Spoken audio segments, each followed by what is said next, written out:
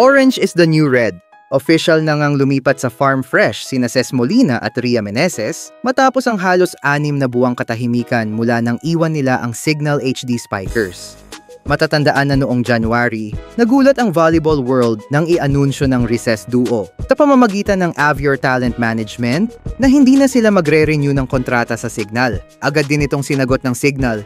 Sinabing hindi raw sumagot ang dalawa sa renewal talks at tinawag ang sitwasyon na material breach of contract. Mula noon, nawala na sa eksena ang dalawa. Walang team, walang laro. Pero ngayon, bumalik sila with a bang.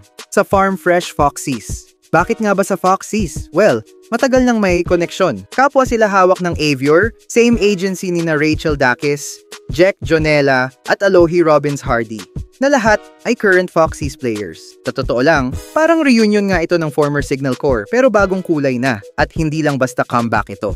Si Molina ay dating MVP at 2-time Best Outside Spiker habang si Meneses ay 2-time Best Middle Blocker. Malalaking boost para sa batang team ng Farm Fresh. Ayon sa sources, may mga offers rin mula sa ibang PVL teams tulad ng Akari, Nextled at Capital One. Pero sa Foxies raw nila, nakita ang best fit, mas maayos na support system, familiar faces, at chance for a fresh start. Kung tutuusin, hindi ito simpleng paglipat. Ito'y redeem mission para sa recess duo. Gusto lang nila ng tahimik, positibong environment para maibalik ang focus at performance nila sa court. At ngayon, handa na silang bumalik sa spotlight. Hindi bilang kontrobersyal na duo, kundi bilang mga reyna ng panibagong yugto.